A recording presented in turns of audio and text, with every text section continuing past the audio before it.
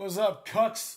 It's time for a video about not just Latino Heat, Eddie Guerrero, because it's not really about him, but about the importance of being useful in wrestling, right? Many of you don't know this, but when the Radicals debuted in a very, very memorable episode of Monday Night Raw, cucks, they debuted as being spectators who were just watching WWE in the front row and they were thinking about signing contracts, basically, right? The match of the night where their debut actually happened was essentially a throwaway match for the tag team titles. It was Road Dogg and Billy Gunn, the New Age Outlaws, against the team of Head Cheese. Look up Head Cheese, cucks. And Head Cheese wins by disqualification because at some point, the New Age Outlaws, and I think X-Pac might have gotten involved, they disrespect the Radicals on the outside, right? So the Radicals come in, they start whooping their ass, right? And all of a sudden, we have matches made. I think it was for the next week or something, right? Or maybe it was for that day. I think it's probably for the next week. I don't remember, right? Yeah, it must have been for the next week. And in the matches are as follows: Benoit versus Triple H.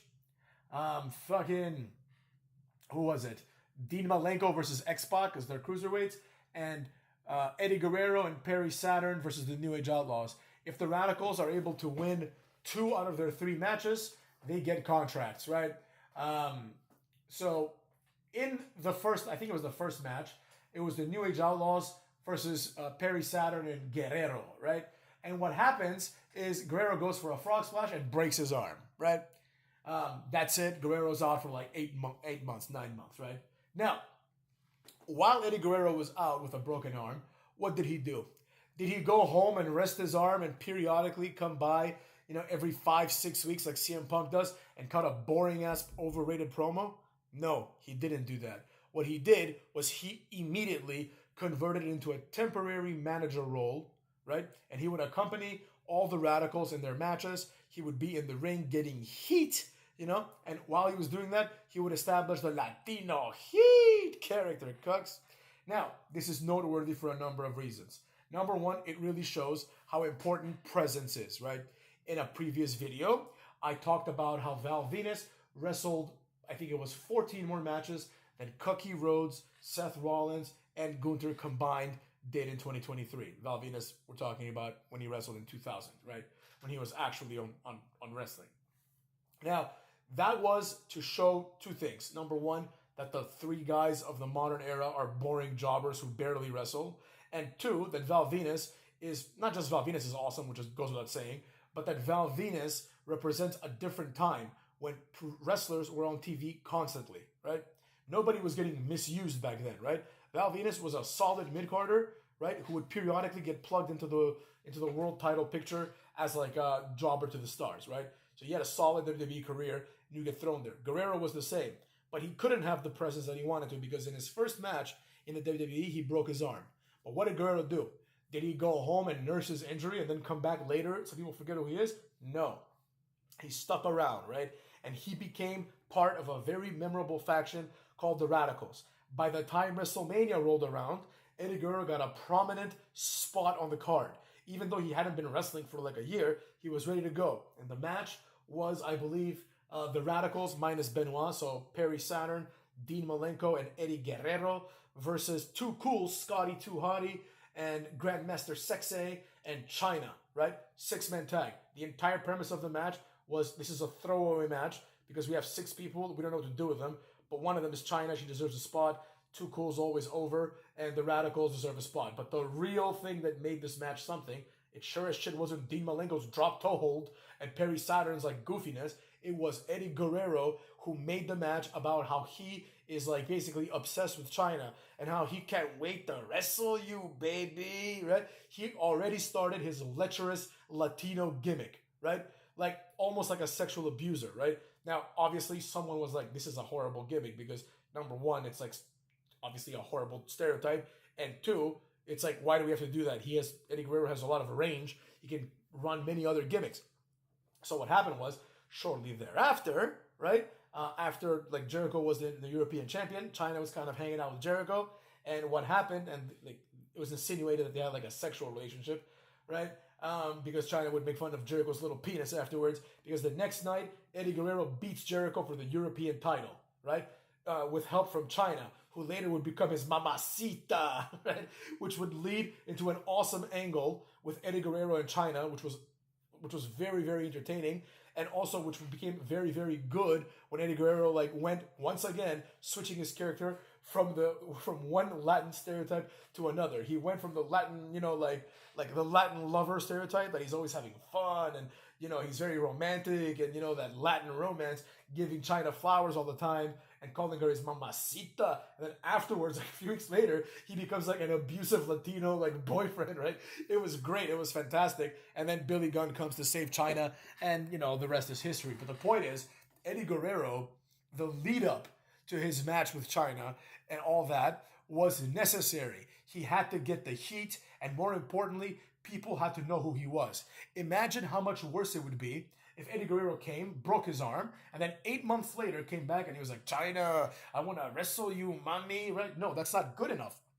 With a broken arm, Eddie Guerrero is still an asset. With a broken arm, he can go and pull someone's leg with the arm that works, right? And help Perry Saturn win a meaningless match, right? He can help Benoit like beat Angle, right? He can set himself up. And not only can he set himself up, but he can watch wrestlers like Kurt Angle up close, learn from them some more, teach them some more, and then also, if the cookie crumbles in a particular way, he can even use that. Like, let's say he screws Kurt Angle over while he's like a manager and Benoit beats him. Then if he's supposed to feud with Kurt Angle in the future, he can say, oh, wait a minute, like, I don't like you, Kurt. I screwed you over. Or even better, Kurt Angle can say, you screwed me over. I want payback, right? You can already build things up from the fact that he's just there, right? It doesn't matter if he's wrestling or not, because Eddie Guerrero, even though he's a wonderful wrestler, he was always better as a character than he was as a wrestler. And that says a lot. Eddie Guerrero is a legend for sure, right? So with that being said, why is CM Punk doing what he does? And why is the norm now that you get injured and you just go away, right? I don't want to hear wrestlers are overworked. Are they? Why are they overworked? Val Venus seems to be doing the job of 3 people. Right? You know what I'm saying? And more. Cucks. You know what I'm saying? With all that in mind, the facts become very evident. Right? The facts become very evident. Today's athlete is nothing like yesterday's athlete. And I mean, I think that's fairly obvious, right? You can look at Seth Rollins, you can look at Cookie Rhodes, you can look at Gunther, and then you can look at Val Venus, and you can, in his prime, of course, you can tell me which one is the most aesthetically pleasing and the most athletic looking, right? Val Venus obviously would crush all these guys in a fight. No, Gunther's a tough guy. He's from Austria. I don't give a flying fuck. What do you think of them apples? And as people say, oh, Gunther's in Imperium. Well, Val Venus is in porn, so deal with it, cucks. And the reason why I use Eddie Guerrero is because Eddie Guerrero is one of those wrestlers that everyone kind of agrees was awesome. Part of that is because he's dead, let's be honest. But Eddie Guerrero was awesome. A lot of people legitimately respected Eddie Guerrero because he was, and it's not for what they tell you now. Like now they're like, he was a pioneer for Latinos. No, he wasn't. That's fucking horseshit. He set Latinos back like 20 years with all of his stereotypical gimmicks, which continued beyond this, by the way, with the whole lie, cheat, and steal thing. He basically was like a cholo criminal, right? With a low rider and all, right? All Eddie Guerrero did was play stereotypes.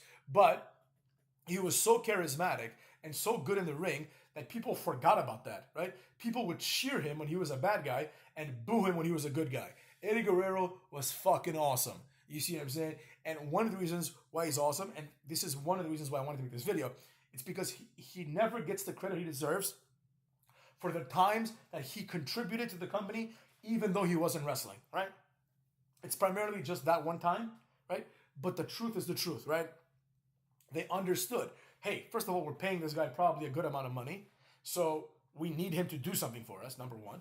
2, we have some plans for this guy. He's going to be part of our, burgeoning mid-card, right? So we can't just have the fans forget that he exists and that he's aligned with Benoit, right?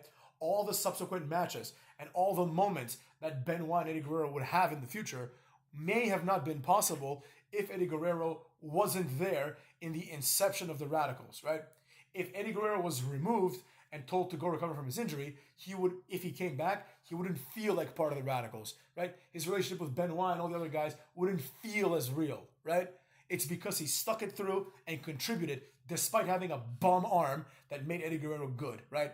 And for the last comparison, I'll say this. When Mr. Ass got injured as part of DX kicked him out, and when he came back, the storyline had to be he's going after DX, he's going after Road Dogg, he's going after X-Pac, he's going after Triple H, right? that had to be the story because that's how they left it off, right? And then he never quite felt as if he was part of DX ever again, right? Until recently, when now they're having like many, many reunions. So that's what I'm getting at. It's important that even if the wrestler is injured, that he sticks around, right? That he sticks around through the business so he can continue to put himself over. CM Punk has no intention of doing this. CM Punk puts himself over by once in a while coming out to an empathetic crowd like Chicago. It's not a coincidence, guys. He always comes to Chicago so you can get a reaction, because at the end of the day, if he comes out in a different city, they're going to be like, man, we don't really give a shit, you know what I'm saying? And he's not going to get the reaction that he would get in Chicago. So it just goes to show the work ethic of Eddie Guerrero versus the work ethic of CM Punk, and why one, Eddie Guerrero, is a certified, bona fide legend, and CM Punk is a certified, bona fide jobber, overrated hack, cock sucker. You heard?